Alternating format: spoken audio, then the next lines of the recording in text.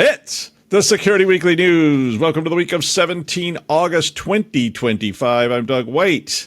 It's that time of year when you realize that school's about to start in 2 weeks and you showed up naked for your interview. Wait, maybe I got that wrong. I don't know. That's why my analyst told me they couldn't see me anymore. I knew there was something about the first day of school and being naked, but I don't know. Hope I get it right. Well, today we've got the Cult of Doug, crime, Pipemagic, Clickfix, cats in space, Uncle Silvio, Josh Marpet, and more on the Security Weekly News. This is a Security Weekly production for security professionals by security professionals. Please visit securityweekly.com/subscribe to subscribe to all the shows on our network. We interrupt our program to bring you this important message. It's the show that keeps you up to date on the latest security news twice a week. Your trusted source for accurate security information and expert analysis. It's time for the Security Weekly News. Ransomware, supply chain attacks, 0 days, cyber threats don't wait, and neither should your defenses. With ThreatLocker, you're not just reacting to threats, you're stopping them before they start. Our zero trust endpoint protection locks down your environment with pinpoint control over what's allowed to run and what's not. No guesswork, no blind spots, just proactive, built for now security that keeps your business moving. Want to see how a true default deny strategy works? Head over to securityweekly.com/threatlocker and take the first step towards shutting the door on threats before they even knock. Security Weekly and Cyber Risk TV are headed back to one of the biggest identity security events of the year, Octane 2025, put on by Okta. It's live September 24th through the 26th from the vibrant city of Las Vegas. Octane 2025 brings together the best minds in identity, security, and technology innovation. And this year, we're turning up the volume. Security Weekly will be on site in full force with Mandy Logan and Adrian Sanabria leading the charge. Get ready for live-streamed executive interviews, exclusive on-site editorial coverage from SC Media, and brand new this year, a live-streamed episode of Enterprise Security Weekly. It's your chance to engage with identity leaders, dive into the future of AI security, and hang out with your favorite Security Weekly hosts. And here's the best part. Security Weekly listeners get an exclusive discount. Just head to securityweekly.com/octane, register, and use the promo code OKTNSCMA25 to get your conference pass for $200. That's OKTNSCMA25. All right, I'm Doug White, and it's the Security Weekly News. Don't forget to hit like, subscribe, and leave a comment, or we make you go back and complete a half term of PE in the 10th grade because you couldn't climb a rope. You know, like Paul Proteus and Player Piano. Wow, does that book ever ring true today? I mean, if you never read Player Piano, you really, really should, because Vonnegut wrote that book in the 1940s and it was published in 1952. You know, and there was a whole thing in it about how this guy with a PhD in engineering is sent back to high school to take PE because, you know, he didn't fill out some form or something.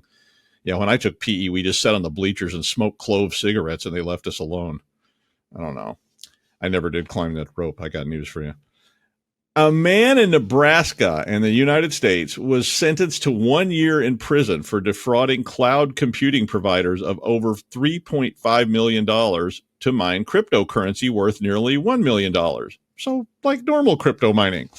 The person who goes by the name CP30, and yes, I said it right, is actually named Charles O. Parks III, Ignatius P. Riley, who was arrested and charged in April with wire fraud, money laundering, and engaging in unlawful monetary transactions. All stuff you really hate to be telling in prison when your roommate is a cannibal. But basically, Parks admitted to not paying a $3.5 million bill for renting cloud computing time from two unnamed providers. I mean, I can't even get $100 of credit extended to me for cloud computing, but somebody gave this person $3.5 million up front. Wow. They didn't say who the providers were, but the court documents say one is in Redmond, Washington. Who could that be? And the other one was located in Seattle, Washington. Well, We don't know who they are, but anyway. But apparently Parks used all kinds of company names like CP30 LLC and Multimillionaire LLC and so forth to create accounts with multiple providers. And I guess that's how they spread that out to get enough time, to run up that many bills. And, if somebody else is paying for all the costs of mining crypto, sure, why not mine? I had some students do a project about that once to see what it would actually cost them to mine crypto. It wasn't pretty. But, by the time you pay for the power and the HVAC and the equipment and all that, yeah. But basically, Parks was using the crypto miners without paying and got caught. And I always wonder what would happen if I just opened up some servers and ran them full on Microsoft just to see what, would Microsoft send jackbooted thugs to come looking for me?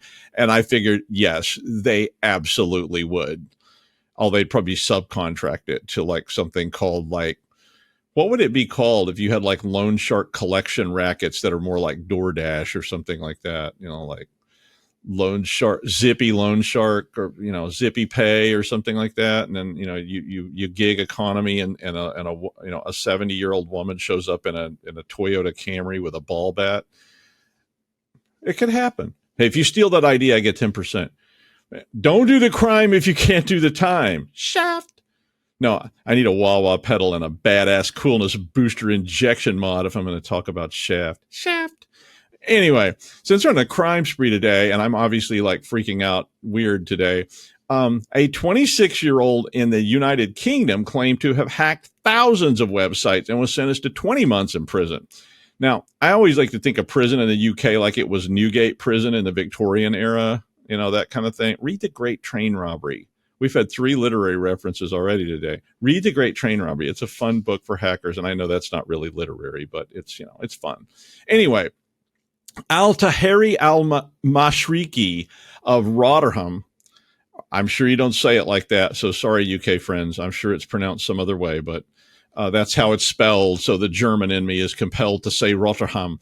But was arrested in 2022 and was charged with stealing login details of millions of Facebook users and hacking websites belonging to the government of Yemen, the United States, the United Kingdom, and others.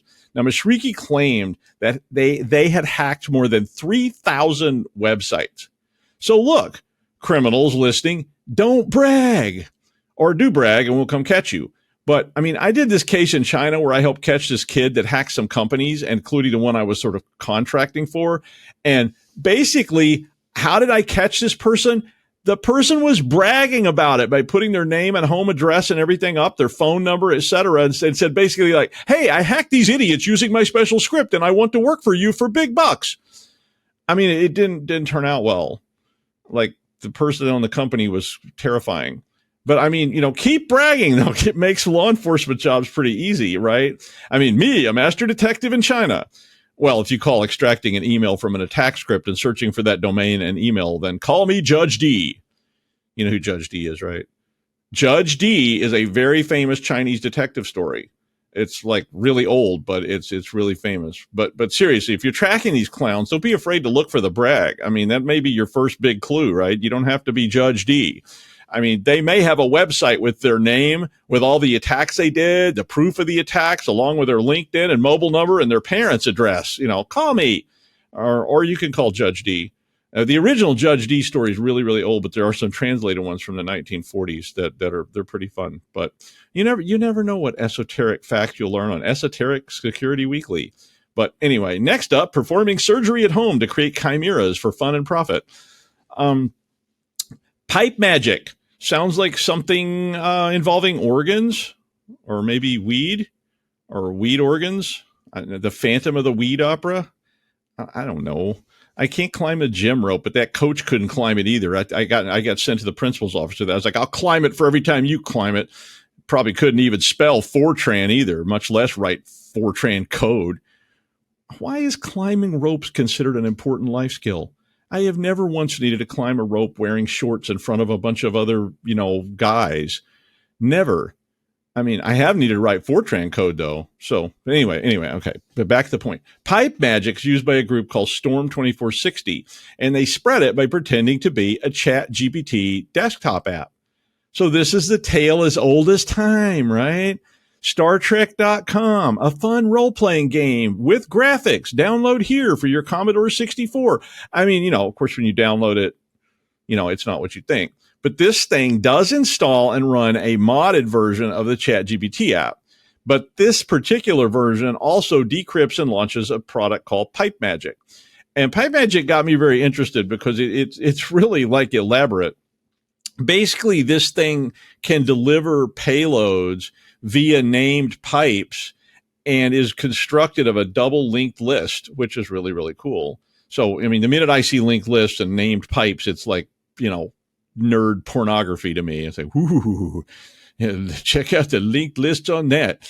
But anyway, I know you won't believe this could happen to a guy like me, but last night I stumbled into a doubly linked list and there was a named pipe watching.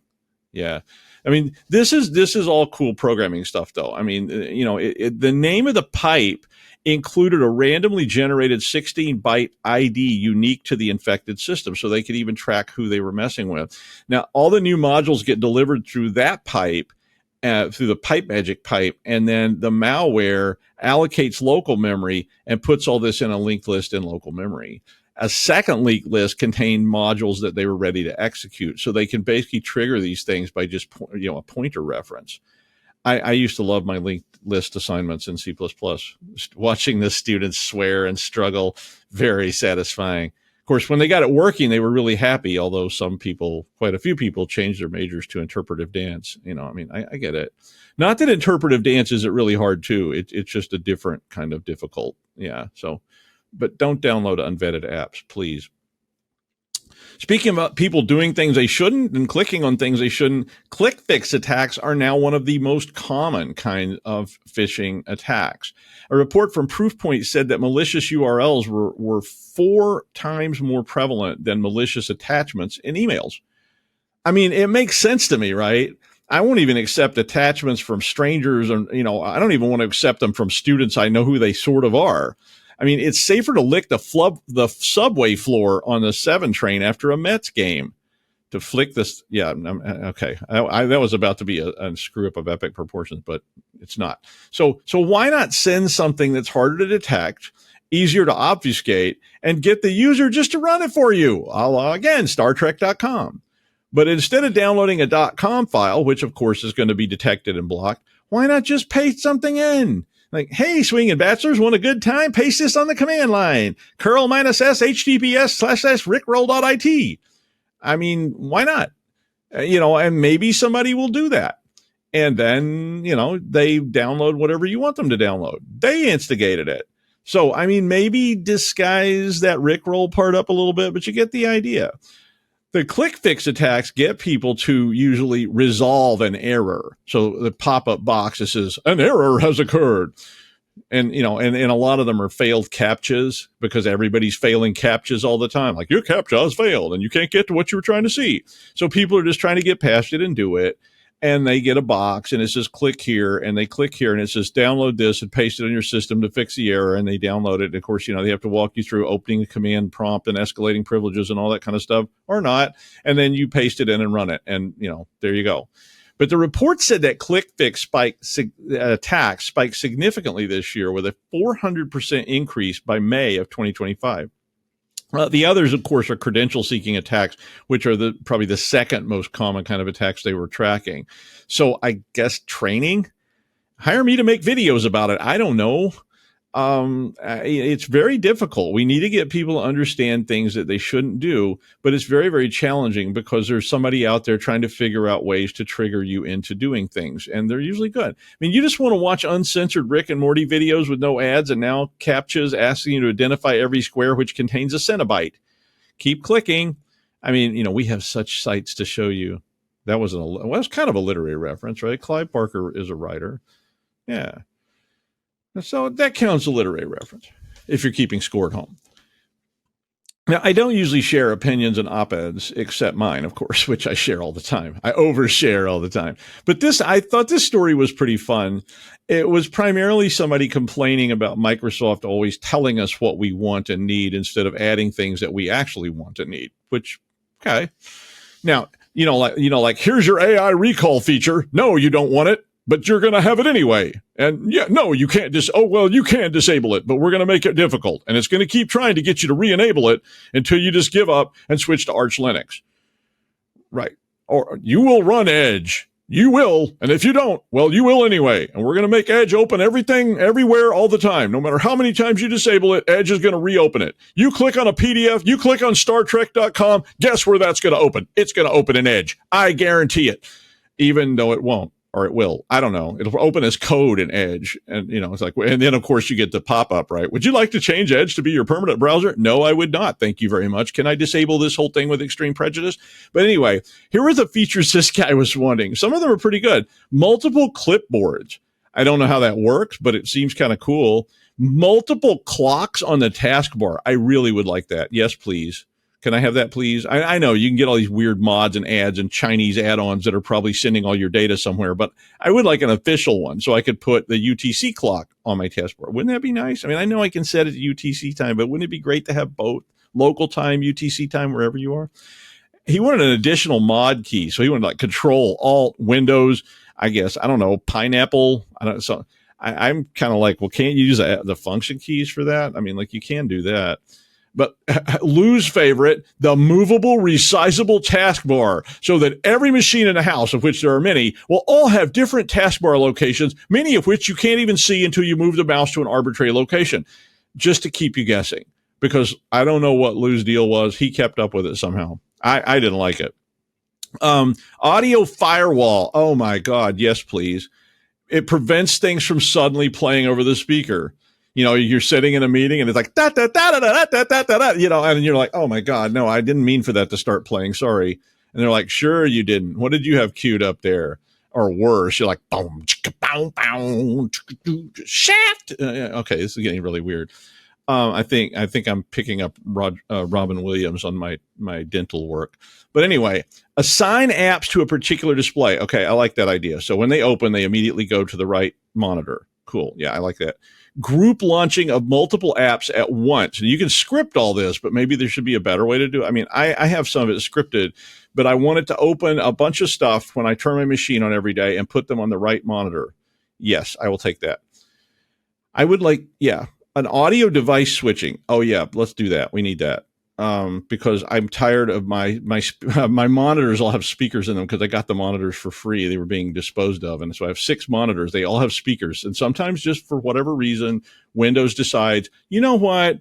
Instead of using the really fancy stuff that you have set up for sound, I'm going to switch this to that monitor up in the upper left corner and play everything over that. And you have to try to manually go in and fight your way back to get it the way it's supposed to be. Yeah. Of course, still better than Gentoo Linux, right? Where I had to write the drivers for the audio. How about cut Microsoft-induced distractions? Yes, please. Can I delete Edge? Stop all these pop-ups and whatever. Hey, have you really considered using Edge? It's really great. No, I have. I said no. Let's move on. Just maybe like a bare room startup so that you don't have to go in and disable all the stuff, or you could just install Arch Linux. Come on. I have to have Windows for school, but I wish I didn't, and I definitely don't want Edge, Copilot, and Recall. So we'll leave it. It's a fun little article.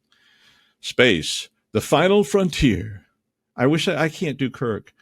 It has been a frontier for a while, though, right? Since Sputnik started beeping in orbit back in 1957, we've had an unending flurry of things being shot into orbit.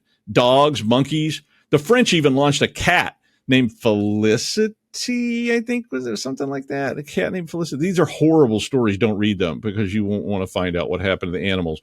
But I think that French cat went into space in like 1963. And then now we furiously launch things all the time. In fact, people are trying to one up each other, right? Like, I launch more satellites than you.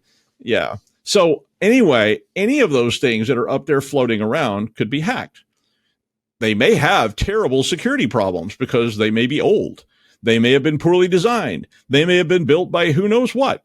And it could end up with something like recently happened in this article where the Russians basically hacked a communications satellite to force a bunch of propaganda videos into the Ukraine. They took over like a TV feed to the Ukraine to send out a bunch of propaganda. It could be an attack on GPS. I mean, can you imagine what that would result in? Be an attack on Starlink for whatever reason. HBO After Dark, does that even still exist? But there are more than 12,000 currently operating satellites in orbit, probably more than that even. And private companies are always sending new stuff up. All the governments are sending up stuff. You see every other day, like the French satellite, the Indian satellite, the Russian satellite, the Chinese satellite. And trying to patch a satellite could be difficult. I mean, you ever try to plug a 5.25-inch floppy disk into the slot in a spacesuit where the satellite temperature is rapidly changing from 120 degrees to a minus 150 degrees, which is 250 Fahrenheit and minus 250 Fahrenheit for our American friends. I mean, can you imagine? I mean, and it's all spinning and you're puking in your spacesuit and trying to okay. Anyway, but there's nation states involved, private corporations, and probably some 12-year-old kid who strapped 500 Estes rockets to a trash can to try and achieve orbital velocity and discovered warp drive or something. I mean, so there's a lot of focus on how to secure all this stuff and who's going to secure it and how secure is it and what are the threats and how risky is this one? And there's only 11,999 to go and they just launched 3 more. So what happens if somebody compromises some of this stuff? Not to mention some of them are probably radioactive. They may be infected with alien viruses. I don't know, the thing, all that stuff. I mean, anyway, maybe you could cause space junk to accidentally fall on your political enemies. Yeah. Hackers in space. We're hackers in space. Zooming along, protecting the hacker race. It's my apologies to Mel Brooks and everyone who ever sang. The internet has really forced a lot of people to learn some hard lessons. This is a more serious story in a way. But I remember my Uncle Silvio coming over with a slide projector and showing us 35 millimeter slides of their vacation to the JFK long-term parking lot. And it was all they could afford. But hey, 500 slides. Look, a Studebaker. Anyway, one of the things people started learning was that posting all these photos, that we all went through this phase, right? Where it was like, oh my God, I can post photos to social media. Let's post a picture of me snorting cocaine off of a keg. Yeah, like that. How could that go wrong? But it could. I mean, posting where you are in and of itself is a security threat. Even a photograph that says, look here, fishing, and somebody goes, ooh, I know where that is. I mean, all that stuff becomes a problem. Is there a picture of you on the boardwalk in Atlantic City when you were supposed to be at work? Mm-hmm. How about dancing with your assistant on the Kiss cam at a Coldplay concert? No way that could end badly. But I mean, this article is about posting pictures of your children on the internet and on social media in general. We've all probably done that. The article says that, and it said this in a strange way. It said only a quarter of parents don't share on, like double negatives much. It's like, so 75% of parents are posting photos online of their kids. I mean, we all did it. Grandma's calling, going, why haven't you put up any pictures of your daughter this week? I'm like, oh yeah, let me get a few here. I mean, but apparently this is rapidly becoming a giant resource of fodder for nudifier apps and deepfake apps. And yeah, if you don't know what those things are, probably just don't Google that. But I mean, that's really bad, right? I mean that embarrassing photo of your cousin Nadia and you in the bath when you were both 4 that Uncle Silvio included in the JFK slide deck that ended up on the slide reel at prom. Yeah, that. But now a million times worse. So parents, maybe don't do it. I mean, I know that's, it's hard to do. I mean, even private social media has a way of leaking out, and then innocent pics get snarfed up by AIs and they get reused, and who knows what they're going to be used to make. I don't even want to talk about it because I'm afraid it'll get people really upset. Identity theft involving minors surged 40% from 2021 to 2024. Corporate, you got the same problem. It's more a PII and less ick, but it's still a problem. So think carefully before you post, and you may want to start thinking about your policies related to this kind of stuff. Like, can people post photos of the office, people in the office? You may want to start having policies about this before it's too late. Education, think about this for students. I'm telling you. And speaking of it, one of the most heavily nudified online personalities in history, it's Josh. Don't Google that. Marpet. Hi, Josh. Who now appears? There is no evidence that I've ever been nude online. Okay, let's put it that way. Well, we'll produce some for next time. And honestly, I've got to comment on your last article. I really do, because my wife and I decided when our kids were born that we were not going to be posting pictures of them on social media. There are birth pictures, and that's pretty much it. You'll sometimes catch a picture of the back of their head. Yeah, I mean, I don't know just what I simply would do don't. if I had it to do over. I mean, I definitely would have heard from my parents saying, like, why are there no pictures of your daughter? Why are there no pictures of your daughter? Because they used We to do have that anyway. right. We have a private photo sharing site that we use with our family and friends. Yeah. So And anybody that wants to see pictures of our kids that's a friend of ours, please yell and we'll add you to it. It's not a problem. But the point is that we don't put them on social media. We don't put them on in public forums. And this was prior to the AI boom. yeah, But it is still, thank God we did that yeah. for very significant reasons. So And I had to everyone comment else, on just that. remember that every picture you put up of yourself is now a new potential. If they want to notify me, that's just funny. Let's be clear. Okay. Yeah, I'm an I'm like, old guy. I'm here. Yeah, make me look good. Yeah, seriously. If you could just make me look decent, I'm good with it, man. Okay. So anyway, I don't want to be let's Ron talk. Jeremy. Oh, the porcupine. Okay. So let's talk about AI a little bit more. So AI, it can be used to notify people. Dear God, that's disgusting. But it can also be used for some incredibly useful projects and a hell of a lot of really dumbass ones. Okay. This is the point. AI, when it just came out, everybody was getting on ChatGPT going, oh, what can I do to do this? How do I learn that? In the meantime, uses for AI, actual enterprise valid use cases, have been very, very slow to emerge. Everybody's going to look at the, what are you talking about? We've got plenty of use cases. Yeah, you do. But when you've got millions of people looking for use cases and you get 1, 3, 5, 7, 10 of them at a time over the course of 3 years, that's not as many as you would think. However, there's a lot of use cases that have come up, and I swear to God, people think AI is fairy dust. It is just magic dust that you sprinkle over a project, and all of a sudden it's all better. And it's not. And the term I use, and I can actually say it here, is that AI is not FM and it's not fucking magic. Okay. That's what FM is, fucking magic. And AI is not fucking magic. AI is incredibly useful. AI is wonderful, but it is not fucking magic. But as the science of AI has matured, the use cases of AI have also matured. So one of Google's cloud experience managers or VPs, I'm sorry, I forget what her title is. President of Customer Experience, and I'm not sure how to pronounce Hayete Gayo, says that the use cases, the projects are much more successful these days. And somebody said, well, why? Why are projects more successful now than a couple of years ago? She said, oh, very honestly, it's because they're actually trying to be reasonable and actually have use cases that are useful rather than just throw AI at the wall and see what sticks. So, okay, that makes sense. They're much more mature about picking the scenarios they go after, is what she said. So that's really cool. So now we've got, hey, can we assess the business case? Can we see what's going on? And can we actually use AI to do something valid and reasonable?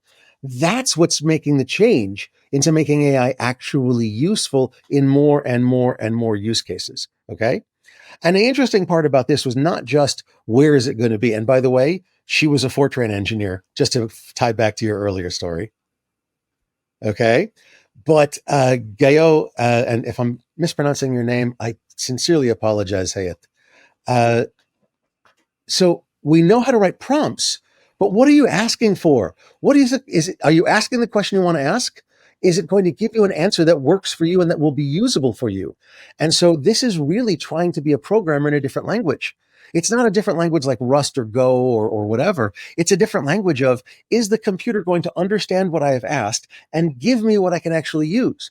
My classic example, and this is not one from her, my classic example is if you tell a robot, go, here's some money, go down the street and get me the Starbucks as quick as you can, they're going to. The quickest way is to kill everybody in the Starbucks and bring you your coffee back because then there's no line. That is, in fact, the fastest way. So what you have to do is you have to give it some constraints. Don't kill everybody. Hopefully you wouldn't have to think that. There might be something like the 3 laws of robotics in the robot if we're smart. But as long as you can get it across how to phrase it so that you get the answers back. And I will admit, I'm learning this every day. I have been, I'm actually running LM Studio right now because I couldn't get the tokens high enough in Perplexity to do this. I'm using LM Studio to teach me how to do various things between Excel and some Python coding to answer some problems that I have, but I've had to iterate it 100 freaking times. Okay. So the cloud sovereignty conversation, where, if I drop an AI into a cloud enclave, where does the data end? Where's the boundary? The AI usefulness conversation. How do I make an AI use case that is useful to me? And the AI communication conversation. How do I get that use case across to the AI in a way that gets me back the correct and usable and actionable answer? This is really fascinating stuff. And so sometimes it's a problem. In July, Microsoft said we couldn't guarantee data sovereignty to customers. Google's approach is to rely on encryption. Hey, if the government sends us a request to access data, as long as the customer owns their own keys, we have nothing to do with it. They got to go to the customer. So there's all kinds of different questions that are going on around AI.